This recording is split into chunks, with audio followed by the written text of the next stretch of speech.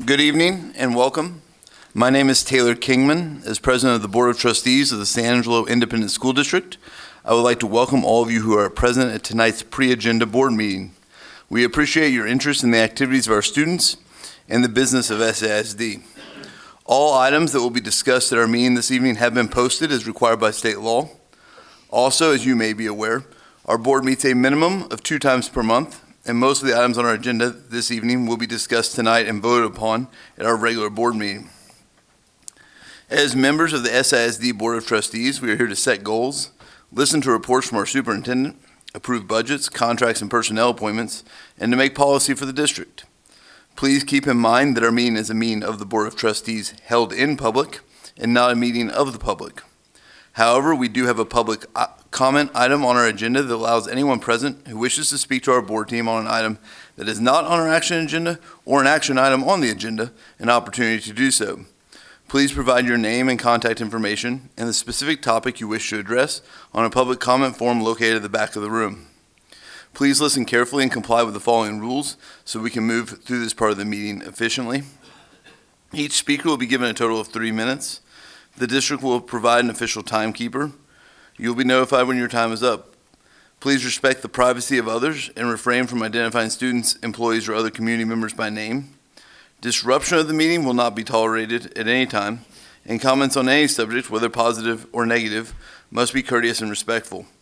Comments are limited to the specific topic you indicated on the form you filled out, and any speaker with a specific complaint about a district employee, decision, or operational issue should present that complaint through the appropriate mechanism, which is the district's formal grievance process.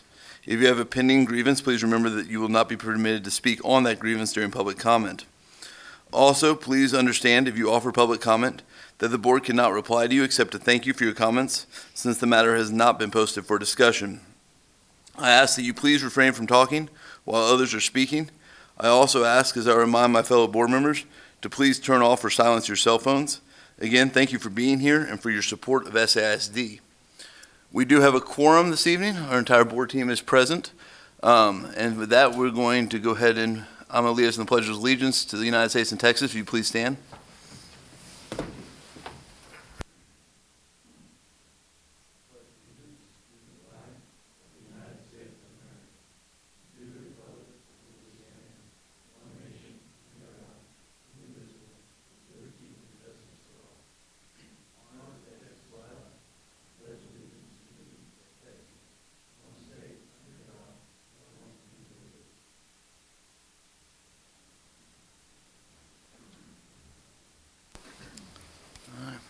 We have no public comment this evening, so we're actually going to move into executive session quickly, and then we'll come back and do our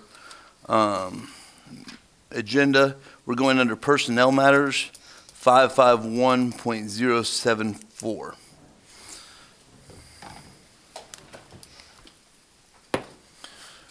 All right, we are back from executive session. We're going to slowly get into our reports. Mr. Gallegos is walking back still, but we took no actions, we took no votes, and it is 6:41. All right, so now we're going to move forward with our reports, and I'm going to turn it over to Mr. Dindal to conduct our Finance and Audit Committee workshop. Thank you, Dr. Kamen. We've got a couple of reports tonight. First is the District Facilities Strategic Planning Update. I think Dr. Brandon is going to help us with that. And perchance Dr. Self at some point. Not for sure. Dr. Brand, Dr. Kingman, board members, Mr. Kallenbach and Dr. Self will be helping as we take a look at our district facility strategic planning this evening. We're going to start with a conversation. We've looked several times at the age of the buildings across the district. You've seen this chart, the SAISD inventory, and we talked about how there's not any of the facilities from 0 to 20 years. So we really start, when we think about the facilities in our district, from 20 to 40 being some of the newest, and then from there 40 to 60, and then 60 to 80 with some over 100 years old. We then went from that conversation, one thing that we haven't brought out was the support facilities.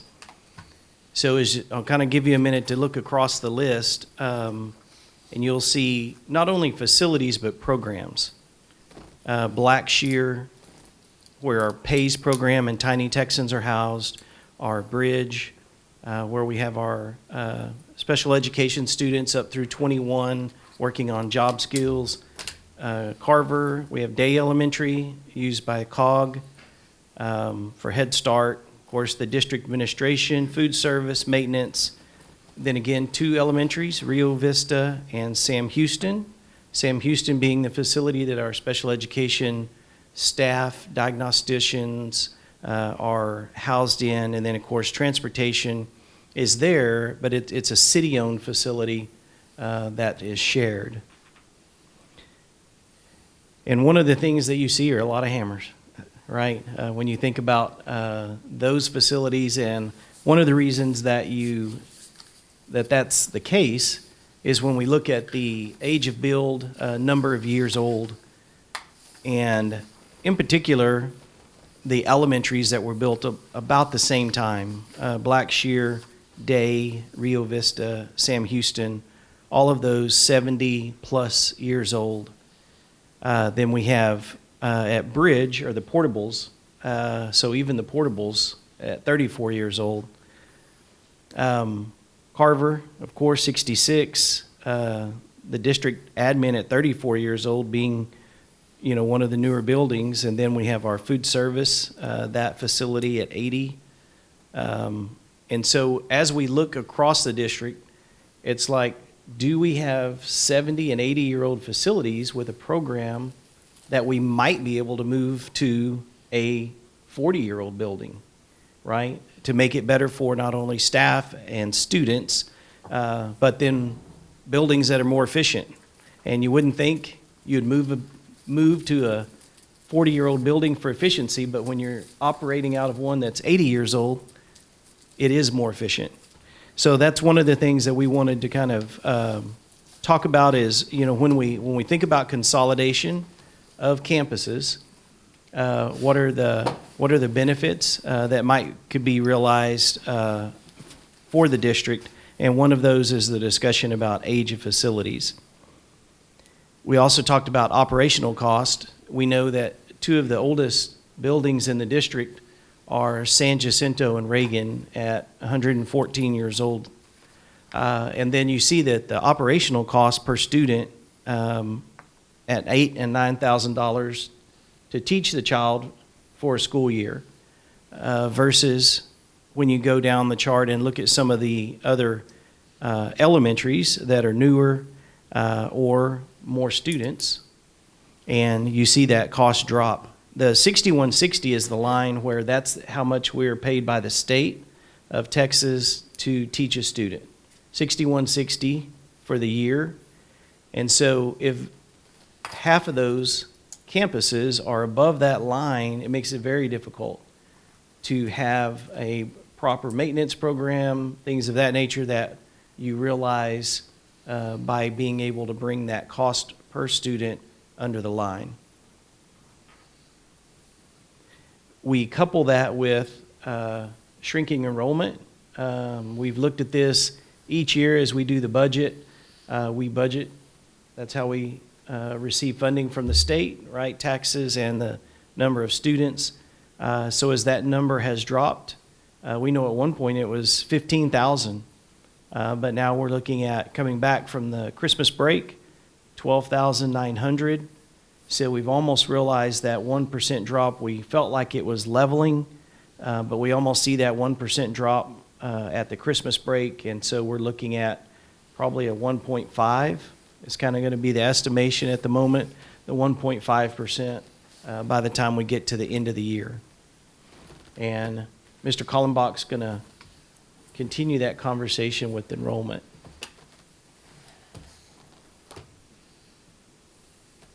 Thank you, Dr. Brandon. Just a couple of slides from the report from our demographer. This first one is it's an overlay of the local birth rate with our kindergarten enrollment. One thing to notice is that to show the correlation, the birth rate it's moved up. So that's the 5 years prior. So those two numbers are showing basically the same group of students. So if you look at 2024, that birth rate is from 5 years earlier to show that that's the group of students that then enrolled this year. So you can kind of see the correlation there between that birth rate, which when you look at that demographer's report, it's the one thing that sticks out that is the primary reason for the gradual decline in enrollment. We do have, obviously, the numbers, the birth rate numbers projected out, so there are 2 years ahead, and that continues to be the case. We'll still see, when this decline really began, we will still have about 4 years left of those students that are coming into high school now. So that those smaller kindergarten classrooms, we have another 4 years of that effect that's going to be happening, because that original, when you see that decline start happening, however many years ago that was, those students are about to go into the 9th grade. So we'll have another 4 years where we will be bringing in fewer students than will be graduating. Fewer will be coming into kindergarten than will be graduating. And then this is the projection, and really 3 projections going forward based on that demographer's report that shows what potentially the enrollment will do over the next, I believe, 9 or 10 years. So you can see that obviously if the birth rate continues the way it has been on the trajectory that it's been on, and then this also takes into account the next 4 years of what our enrollment will be. And I believe Dr. Self is next.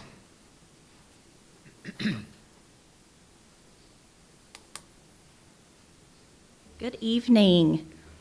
So as we dive into the academic benefits resulting from strategic planning and right sizing, particularly at the elementary level, we want to first look at the impact of services to the students. One of the most prominent benefits that we're going to see is augmented resources for our students through two pathways, predominantly funding and personnel. When we think of funding, we think of provided additional access to technology, specialized equipment, and potentially specialized support services. It could also open pathways for greater access to different and varied extracurricular activities. Also, when we think about an ideal size for an elementary campus, we are looking at 600 students. And we can still effectively accommodate within our master schedule PE and music rotations, STEM rotations, lunch schedules, all of the scheduling things with one gym, one cafeteria, and one area for our campus leadership team. So that's a huge positive.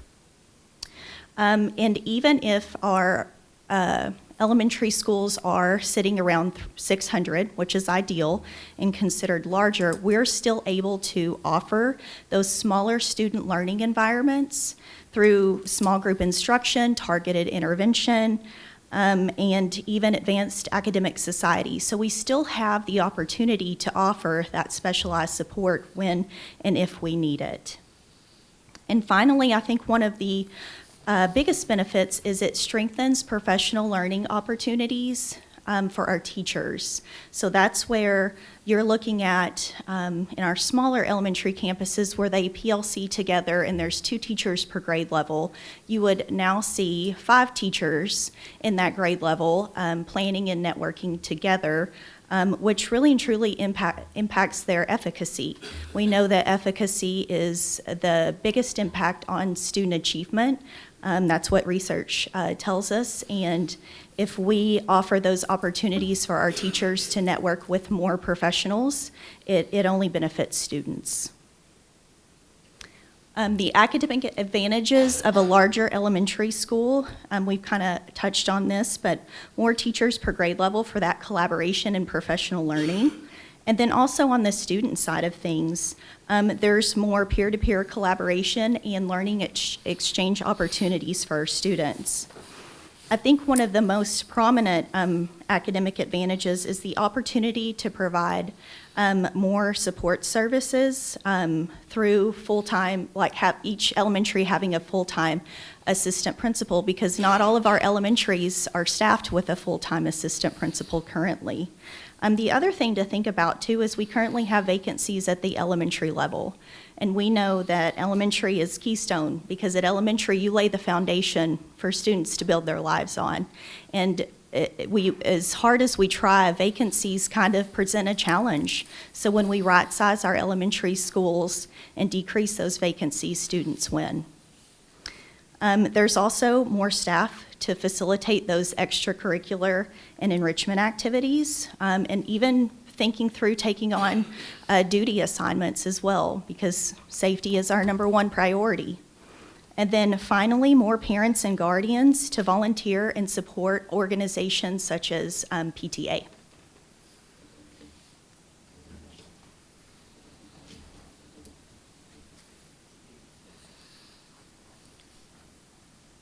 So what does this look like from the budget perspective? Because we've had a half a year for the year to start, with our consolidation.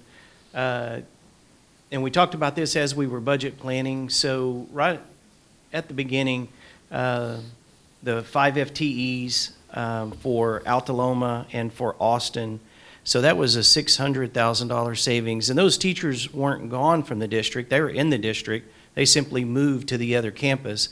But just with the efficiencies of taking a larger number of students and dividing them across the grade level at still the state 23, 24 to 1, still relatively small class sizes, but able to maximize that instruction. And then we went through, and then, when you take a principal and a head cafeterian, a custodian, librarian, nurse, you aren't duplicating those in the other campus, right? So those were able to come off. And then on the new expenses, you see where we went back in and then added an AP that was either a part-time or not at all at the smaller campus. So the addition of full-time instructional coach, full-day assistant principal, and then our transportation services that we added back so that we could make sure that we were allocating those resources, both expenditures and savings. And then, so 1.4 million in those two closures. And that's year after year. And we've talked about what, that saves the district overall when you think about expenses to the future, whether that's insurance for all employees or whether that's a possible raise. But those are some of the numbers that we know, and we'll be able to present that at the end of the year so that you can see where that fell under the line of 6160 with the consolidation. Any questions for this group, board?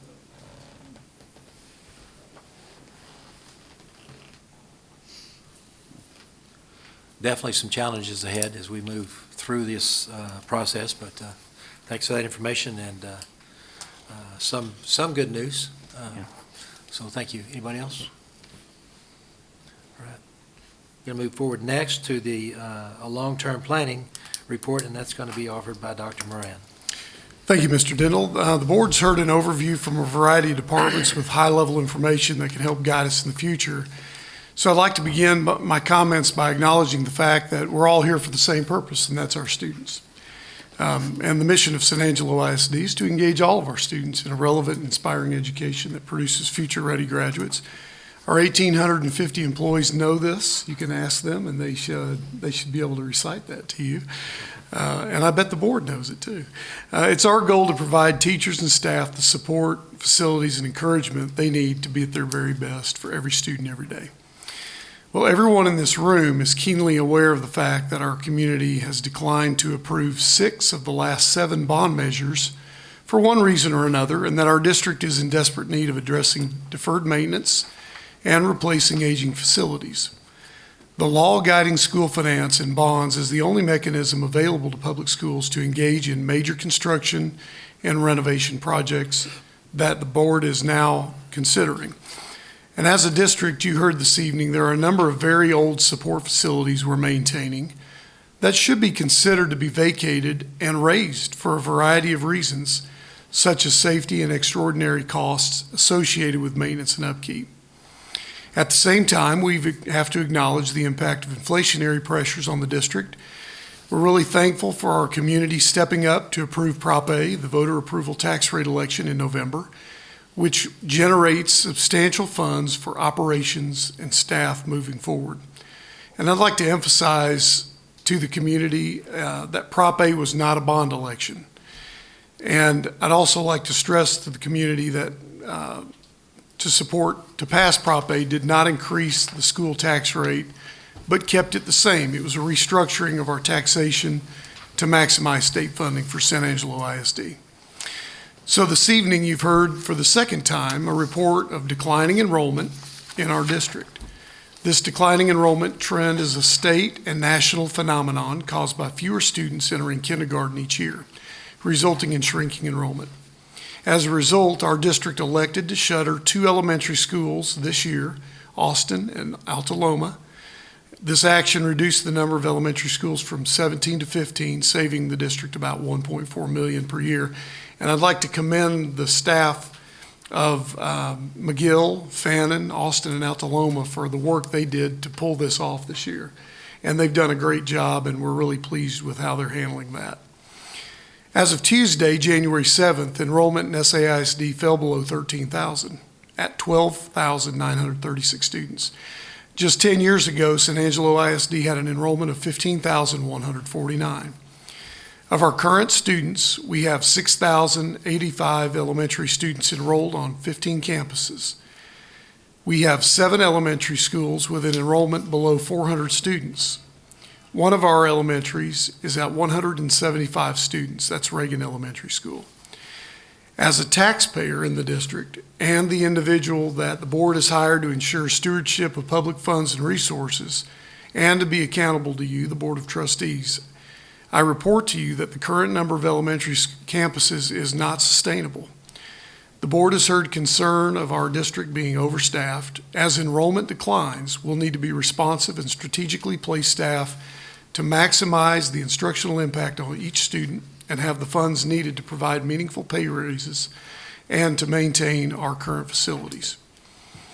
So I'm recommending to the board to consider shuttering 3 elementary schools by the fall of 2027. That's 2.5 years from now. This is whether a bond passes or fails. By reducing the number of elementary schools to 12, we can maintain an average of about 507 students per elementary school. This does not take into account the declining enrollment. This is not a new conversation in the community and with the Board of Trustees. In October of 2022, the board discussed the consolidation plan that included Alta Loma and Austin, and a possible second round of closures that could include San Jacinto, Reagan, and Bowie. I also recommend the board strongly consider the Facility Advisory Committee recommendations for a possible bond election for May 3rd, 2025. As a community, we're at a crossroads. The future of our city largely depends on the quality of facilities, academic rigor, and safety we can provide our public schools.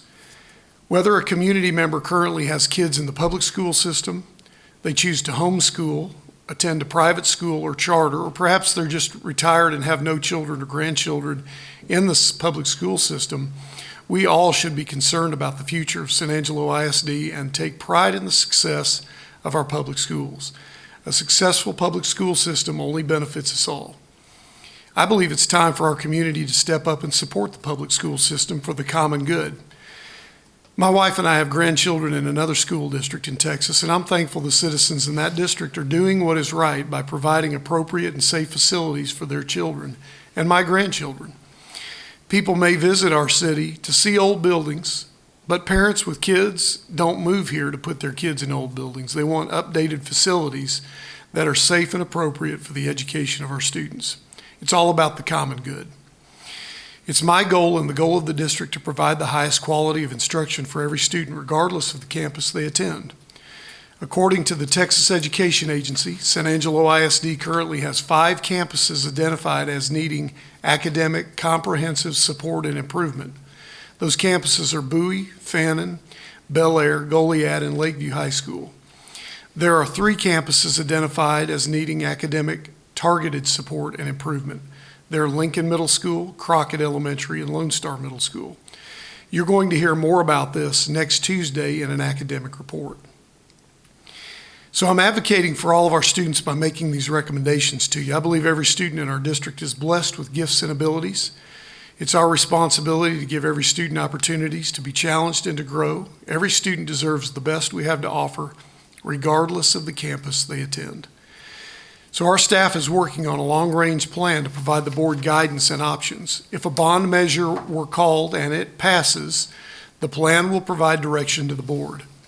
If the community fails to support a potential bond, this plan will outline the very difficult decisions our community will be forced to make in the future. This year, as a result of the compromise structure at San Jacinto, we were forced to relocate San Jac students to Reagan Elementary just 2 weeks prior to the start of the school year. As of January 7th, San Angelo Elementary has an enrollment of 260 students, and Reagan has an enrollment of 175 students. Together, there are 435 students on the Reagan campus. The San Jacinto students have been on the Reagan campus all year. As difficult as this may be, it makes logical sense to begin considering combining those 2 campuses for the 25-26 school year for several reasons. Repairing the Building A at San Jacinto is not a recommendation this administration is willing to make to the board due to that building being more than 117 years old. Through consolidation, we can use existing personnel to fill vacant positions in our district. The students of San Jacinto are already on the Reagan campus. No additional rezoning would need to take place for this consolidation to occur. The savings we realize through consolidation can be used to provide meaningful support for our instructional staff and students, maintain the facilities we have, and assist in continuing to provide meaningful pay increases to SAISD staff in the future. We can provide a better education to all of the students at Reagan and San Jac by consolidating. I'm not asking the board to act on any of this information this evening, but feel strongly that through transparency and stewardship, the conversations need to be taking place. So that's an overview, and we want the board to have that information as you begin to consider possible bond election as the FAC has recommended to the board. And next Tuesday, we're going to be bringing more information to help the board sort through what that might look like for a May 3rd election. And then the board will have the opportunity to either accept those recommendations, modify those recommendations, or reject those altogether. Thank you, Dr. Moran. As you can see, this board has significant work moving forward and some definite challenges that will truly cause disruption for a season, but to make things better in the long run, sometimes there has to be some positive disruption. So any other comments from the board? I just want to say I appreciate, I know our admin team has been working diligently, all of y'all, to try and come up with a plan that puts San Angelo ISD in the position to provide support to our students, to provide support to our teachers who, as you know, when you hear about discipline or, I think we got a report a year ago that 13% of kids came into kindergarten on grade level. There are challenges that we are facing as a district, And I appreciate the fact that we're being honest with where we're at as a district and where we need to be. And we also need to be honest about what that impact is on San Angelo over the next 20 years. Because this district needs to be a district that provides students with the ability to succeed in San Angelo and succeed outside of San Angelo and come back to San Angelo. And that we're gonna have to make some hard decisions in order to support our staff and our students appropriately.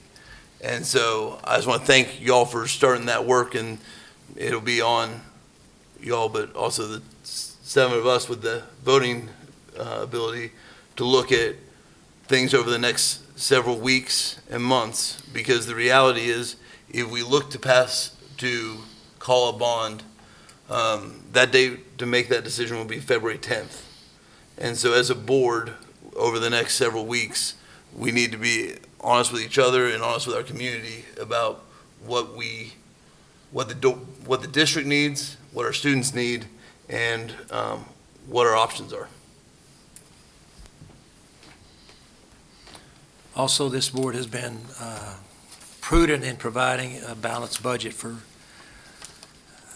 I'm not for sure how many, the last few years or the last 10, 15 years, and has not stepped beyond their means, whereas 60% of the districts in the state of Texas are using borrowed money to balance their budgets this year. And our taxpayers would not take kindly to us if we stepped out beyond our means to provide funds for these projects. So our only option is to present bonds to move forward in building facilities for, really it's not for me today, but it's for the future of the kids in San Angelo that come 3, 4, 5, 10, 15 years from now, because once these buildings are built, they're going to go into service for quite a significant time. So the challenges we face are great, but it's really for the betterment of San Angelo in the long run that we provide for our kids so that they get a great education and the best education that San Angelo can offer. Any other comments?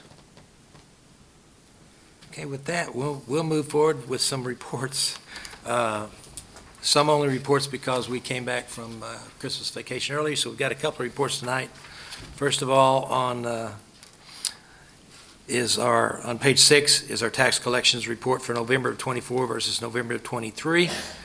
Again, November 24 shows we're slightly behind November of 23 with collections at overall at 4.12% in 24 for the 24, and collections for 23 at 8.86%. I'm not for sure if that's the reason, if other folks are feeling the same kind of crunch that we feel as they move forward and chose not to pay their taxes in November. We'll see a significant amount paid in December, and then we'll round up to almost probably 95% in January as we move forward. But that's our outlook on our tax collection report so far on page 6. Of a note, Mr. Dill, just a reminder, because we didn't pass, because the Proposition A was a November 5th election, tax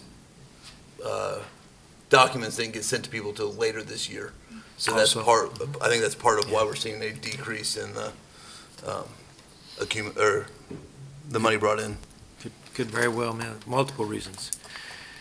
And the only other report we have this month are for PO reports for December with purchases over $20,000. There are several items in there. There's a cost of our audit, which was approved. We have some field maintenance, some furniture purchasing, some consulting, some fiber purchases, kitchen equipment for a serving line at one of our elementaries, map testing, fire alarm repair, occupational and physical therapy, some software purchases, and a tremendous amount of chicken sandwiches. And that's in page 7 where that report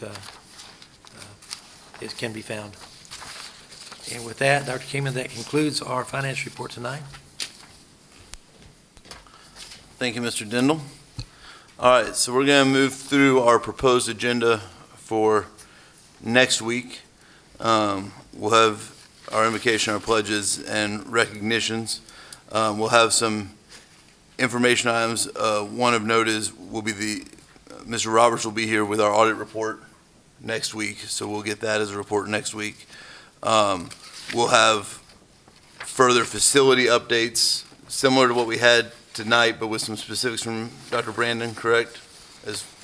Yes, and we probably will add an information item that is not on here right now that may be discussion so that the board can have discussion with our experts to help the board talk about possible proposition packages, whether it be 1, 2, 3, and work through that as far as the tax structure goes. You see that Jeff Roberts will be here.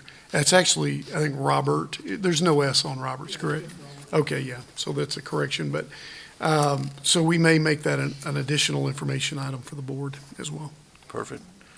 And then we will have the public hearing of our taper report. There's some really good things in our taper report, and there's some things that, whereas Dr. Moran mentioned earlier, we're increasing our rigor across the board, is something that we need to look into, and not just look into, but make sure that we're getting the results that we desire. So we'll go through that next week with Dr. Gomez.